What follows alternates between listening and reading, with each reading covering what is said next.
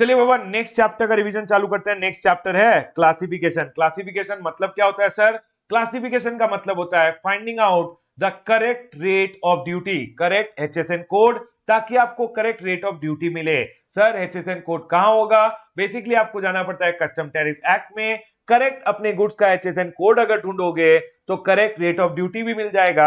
वही आता है क्लासिफिकेशन ऑफ गुड्स। ठीक है सर, चलिए आगे बढ़ते हैं। तो सर जो एचएसएन कोड होता है 8 डिजिट का कोड होता है, ध्यान रखिएगा हमेशा एचएसएन कोड 8 डिजिट का होता है। जब आप first schedule of your custom tariff act में जाओगे तो वहां पे 21 सेक्शंस हैं। 21 सेक्शंस के अंदर चैप्टर्स कितने हैं सर? 98 चैप्टर्स हैं। चैप्टर्स फर्दर आप देखोगे हेडिंग्स होता है, मतलब 8 डिजिट में जो पहले 2 डिजिट होते हैं वो होते हैं चैप्टर का, सेकेंड दो डिजिट होते हैं वो होते हैं हेडिंग। सर फर्दर दो डिजिट होते हैं वो होता है सब हेडिंग। जो फर्दर 2 डिजिट होते हैं वो होते हैं टैरिफ आइटम। ठीक है सर, पॉइंट क्लियर है। सर ये एचएसएन कोड क्या होता है? HSN code is a standardise system of name and number.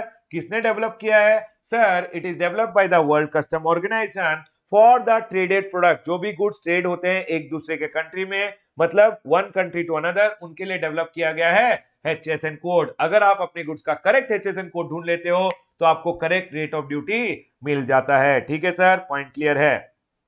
यही बोला है क्लासिफिकेशन में, finding out the correct HSN code of the imported और exported goods in the custom tariff act. उसके बाद मैंने यहां राइट में लिखा है सर कस्टम टैरिफ एक्ट को डिवाइड किया गया है first schedule and second schedule में। फर्स्ट शेड्यूल में इंपोर्ट ड्यूटी के रेट है, सेकेंड शेड्यूल में एक्सपोर्ट ड्यूटी के रेट है। जब आप कस्टम टैरिफ एक्ट पढ़ते हो तो आप देखोगे उसमें है 5 column, 5 column. Yes Baba, tariff item, description, unit, standard rate of duty and preferential rate of duty, 5 column होते हैं। सर ये स्टैंडर्ड यूनिट ऑफ क्वांटिटी क्या होता है सर?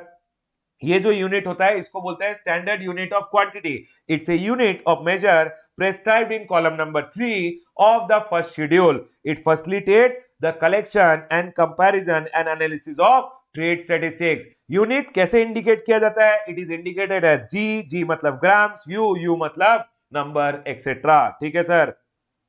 जब आप कस्टम टैरिफ एक्ट देखते हो तो सर कस्टम टैरिफ एक्ट में जब आप क्लासिफिकेशन करते हो तो होता है कुछ एक्सप्लेनेटरी नोट एंड कुछ जनरल रूल्स ऑफ इंटरप्रिटेशन। तो सर क्या क्या होता है? 2 चीजें होती हैं, general rules of interpretation and explanatory note. Sir explanatory note क्या होता है? मैंने नीचे दिया है। एक्सप्लेनेटरी नोट होता है डैश। डैश का मतलब क्या होता है? डैश मीन्स सब classification of article covered by the heading. का जो आर्टिकल होता है उसको डैश से डिनोट किया जाता है। जो आर्टिकल है उसका सब क्लासिफिकेशन डिनोट किया जाता है as dash dash. Dash dash is the article is the sub classification of the immediately article. जो डैश से डिनोटेड है उसका सब क्लासिफिकेशन डैश डैश होता है। डैश डैश का further classification dash dash dash या डैश डैश डैश डैश होता है। तो सर जो इमीडिएटली प्रीसीडिंग आर्टिकल जिसका डैश या डैश डैश है उसका further classification dash dash dash या डैश डैश डैश से किया जाता है। ठीक है सर, मतलब उस आइटम के आगे डैश डैश डैश या डैश डैश डैश डैश दिखाया जाता है। ठीक है सर। उसके बाद जब आप कस्टम टैरिफ एक्ट पढ़ोगे तो उधर परसेंटेज है। Percentage of what? तो इन्होंने बोला है percentage of the value of the goods under section number 14। Sir आप जब कस्टम टैरिफ एक्ट देखोगे तो उधर standard rate and preferential rate दोनों रहते हैं। सर अगर प्रेफरेंशियल रेट नहीं है, अगर प्रेफरेंशियल रेट नहीं है तो बेटा स्टैंडर्ड रेट यूज कर लेना। Standard rate is applicable if preferential rate is unavailable. ये होते हैं 3 एक्सप्लेनेटरी नोट जो कभी कभी एग्जाम में पूछ लेते हैं। उसके बाद आता है general rule of interpretation. General rule में पहला रूल आता है कि सर आप जब टाइटल पढ़ते हो सेक्शन का या चैप्टर का या सब चैप्टर का, those are only for ease of reference. Sir उसका कोई लीगल फोर्स नहीं है। अगर आपको क्लासिफिकेशन करना है for legal purpose you should always go ahead and do classification by reading the terms of the heading. Heading का नाम पढ़िए, सेक्शन एंड चैप्टर नोट पढ़िए, उसके बाद क्लासिफिकेशन कीजिए।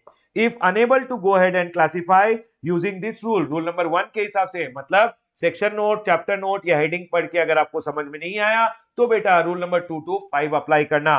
सर ये section note and chapter note क्या होता है? Section note and chapter note section और चैप्टर के बिगनिंग में दिया होता है and these are part of the statute. They have legal authority in determining the classification of the goods.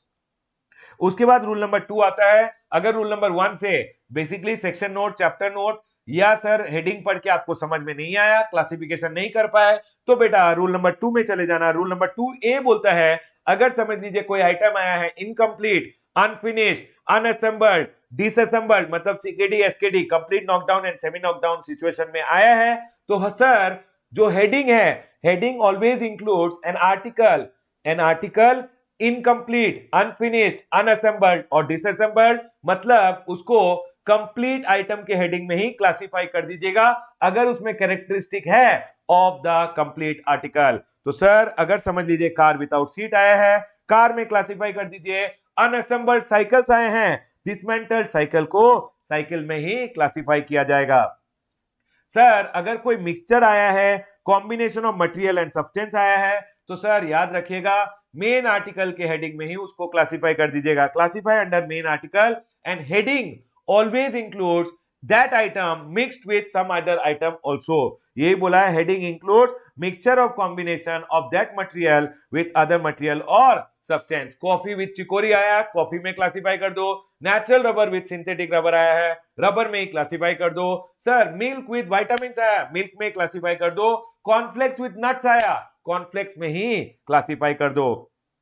Sir rule number 2B के हिसाब से क्लासिफिकेशन नहीं कर पाया या कोई और रीजन है, मैंने रूल नंबर 1 और 2 में ट्राई किया नहीं हुआ, तो बेटा अगर नहीं हुआ तो हमेशा याद रखिएगा रूल नंबर 3 बोलता है एक प्रोडक्ट अगर 2 या 2 से ज्यादा हेडिंग में क्लासिफाइबल है तो कोई बात नहीं, एक काम करना, हमेशा प्रीफर करना specific heading over general. Sir bag आया है, उसको बैग में क्लासिफाई करूं या लेदर का बैग था इसलिए लेदर आइटम में, तो बाबा स्पेसिफिक इज लेदर बैग, तो इट्स ए बैग, तो बैग में क्लासिफाई कीजिएगा। ठीक है सर, पॉइंट क्लियर है। उसके बाद आगे बढ़ते हैं। समझ लीजिए एक इलेक्ट्रॉनिक शेवर आपने मंगाया है, तो sir it will be classified as an electronic shaver, और अगर उसका जनरल हेडिंग है इलेक्ट्रॉनिक आइटम, वहां क्लासिफाई करोगे बेटा इलेक्ट्रॉनिक शेवर या इलेक्ट्रॉनिक ट्रिमर। अगर स्पेसिफिक हेडिंग है तो specific should always be preferred over general heading. उसके बाद याद रखिएगा अगर कोई मिक्स्ड गुड, कंपोजिट गुड्स या आइटम इन ए सेट है, MCI, mixed good, composite goods या आइटम इन ए सेट, तो हर एक आइटम को एक स्पेसिफिक हेडिंग माना जाता है, each heading to be treated as specific. And sir इस केस में आप एसेंशियल कैरेक्टर टेस्ट लगाइएगा। सर सॉफ्टवेयर, लैपटॉप आया with software, sir laptop with software is a composite supply है, सो सर कंपोजिट गुड्स के केस में याद रखिएगा हमेशा एसेंशियल कैरेक्टर टेस्ट देखोगे। एसेंशियली सर लैपटॉप है, सॉफ्टवेयर तो बस उसमें डाला हुआ है to be classified under laptop. Book आया, बुक के साथ एक CD आई है, तो प्रिंसिपली ये बुक है तो to be classified under book. Software मंगाया, साथ में मैनुअल आया, to be classified under software, क्योंकि essential character test, essential character कौन सा हेडिंग दे रहा है, सॉफ्टवेयर का हेडिंग दे रहा है, to be classified under software. Mixed, composite and item in set में आपको हमेशा देखना है classify as if it consists of material on component which gives the essential character. Software loaded in a laptop is a composite supply and sir classifiable as laptop. sir समझ लीजिए ये आपने car मंगाया इंडिया के बाहर से, passenger भी जा सकते हैं, गुड्स भी जा सकते हैं। अब इस केस में आप बोल रहे हो कि सर इट इज क्लासिफाइबल अंडर दो हेडिंग आपने ढूंढ लिया, दोनों में क्लासिफाइबल है। सर दोनों में क्लासिफाइबल है, दोनों स्पेसिफिक है, अब क्या करूं? तो गवर्नमेंट ने बोला है दोनों में अगर क्लासिफाइबल है तो क्रोनोलॉजिकल ऑर्डर में जो भी कोड बाद में आ रहा है उसको अडॉप्ट कर लो। Last heading in the numerical order उसमें क्लासिफाई कर देना, इसको बोलते हैं लेटर द बेटर। अगर स्पेसिफिक ओवर जनरल नहीं लगा, एसेंशियल कैरेक्टर टेस्ट नहीं लगा, एंड फिर भी एक आइटम 2 और मोर हेडिंग में क्लासिफाइबल है एंड ऑल आर स्पेसिफिक, तो जो लास्ट हेडिंग होगा उसमें क्लासिफाई कर देना। मैंने यहां महिंद्रा इंपेरियो का एग्जांपल दिया है। उसके बाद रूल नंबर 4 आया। रूल नंबर 4 बोला कि सर आपने कुछ इंपोर्ट किया, उसका हेडिंग अवेलेबल ही नहीं है, तो सर उसका हेडिंग अगर अवेलेबल नहीं है तो सिमिलर हेडिंग के अंडर क्लासिफाई कर देना। यहां एग्जांपल मैंने दिया है, अगर आपने प्लास्टिक फिल्म्स फॉर कार मंगाए हैं, it is to be classified under builder wares of plastic shutter, क्योंकि प्लास्टिक फिल्म से धूप नहीं आती, बिल्डर वेयर और प्लास्टिक शटर से भी धूप नहीं आती, तो दोनों एक ही तरह का काम कर रहे हैं, इसलिए प्लास्टिक फिल्म को अंडर प्लास्टिक शटर ही क्लासिफाई कर दिया जाएगा कि प्लास्टिक शटर ही है और वही रेट लग जाएगा। ठीक है सर। अगर सर पैकिंग केसेस कंटेनर या मटेरियल अगर मंगाया है, समझ लीजिए camera, necklace, gun, drawing instrument के केसेस है, those are specifically shaped and और fitted to contain specific article or set of article and it is suitable for long term use and presented with the intended article. तो sir you have to go ahead and classify it along with the specific article. कैमरे को कैमरे के case के साथ, कैमरे के case को कैमरे के साथ क्लासिफाई कर देना, नेकलेस के बॉक्स को नेकलेस के साथ ही क्लासिफाई कर देना। ठीक है सर, पॉइंट क्लियर है। उसके बाद बोला है अगर आपने पैकिंग मटेरियल और container of a kind normally used, आम के साथ आम की पेटी आई है तो बाबा आम के साथ ही पेटी को क्लासिफाई कर देना। वही बोला है आम के साथ आम का अगर बॉक्स आया है तो अलोंग विद द आम उसको आप क्लासिफाई कर देना। If it is presented with the goods classify along with the goods. ठीक है सर, लेकिन ये रूल एप्लीकेबल नहीं है। अगर ड्यूरेबल कंटेनर्स है तो उसको सेपरेटली क्लासिफाइबल है। अगर ऐसा कंटेनर है which gives the whole its essential character, sir gun के साथ गन का गोल्ड बॉक्स आया है, सर समझ लीजिए एक नेकलेस के साथ डायमंड का केस आया है तो बाबा those are to be classified separately because it gives the whole container its own essential character. Yes sir, point clear है। चलिए रूल नंबर 6 क्या बोलता है? रूल नंबर 6 बोलता है क्लासिफिकेशन ऑफ सब हेडिंग। हेडिंग के लिए तो 1 to 5 मैंने बता दिया, अब सर सब हेडिंग के लिए क्या बोल रहे हैं? अगर सब हेडिंग का क्लासिफिकेशन में भी कोई प्रॉब्लम आ रहा है तो सर पहले terms of the sub heading पढ़िए, मतलब सब हेडिंग का नाम पढ़िए, उसके बाद अगर सब हेडिंग के नोट्स है तो वो पढ़िए। अगर फिर भी क्लासिफाई नहीं कर पा रहे हो, रूल नंबर 1 to 5 अप्लाई कर दीजिए मोटाटेस मोटेंडेस, जैसे हेडिंग के लिए लगाया था वैसे सब हेडिंग के लिए भी लगा दीजिए। उसके बाद आता है प्रोजेक्ट इंपोर्ट। सर ये प्रोजेक्ट इंपोर्ट्स क्या होते हैं? याद रखिएगा अगर आपने एक नए प्रोजेक्ट के लिए या expansion of a project greater than equal to 25% of the existing project, मतलब एक नया प्रोजेक्ट या एग्जिस्टिंग प्रोजेक्ट को आप ग्रुप बढ़ा रहे हो कितना सर? एटलीस्ट 25%, तो उसको हम बोलते हैं project import. Sir project import के लिए जो भी आप इंपोर्ट करोगे सारे item under one heading 9801 classifiable होंगे। प्रोजेक्ट इंपोर्ट प्रोजेक्ट क्या क्या हो सकता है? Irrigation project, industrial, irrigation, power, mining, oil exploration, और it can be notified by the central government. Notified project है metro project, monorail project, airport development project. Sir project import में क्या क्या मंगा सकता हूं? All machineries and instrument, all machineries, instrument, apparatus and appliances, auxiliary equipment, component and raw material required for initial setup or expansion, spares, other raw materials and consumables for the maintenance of plant and project, which is 10% of the value of goods. Sir इसका treatment क्या होगा? Project import के लिए जो भी item लाओगे all imports to be classified under 9801 basic custom duty SWS plus IGST at the rate of 18% लगेगा।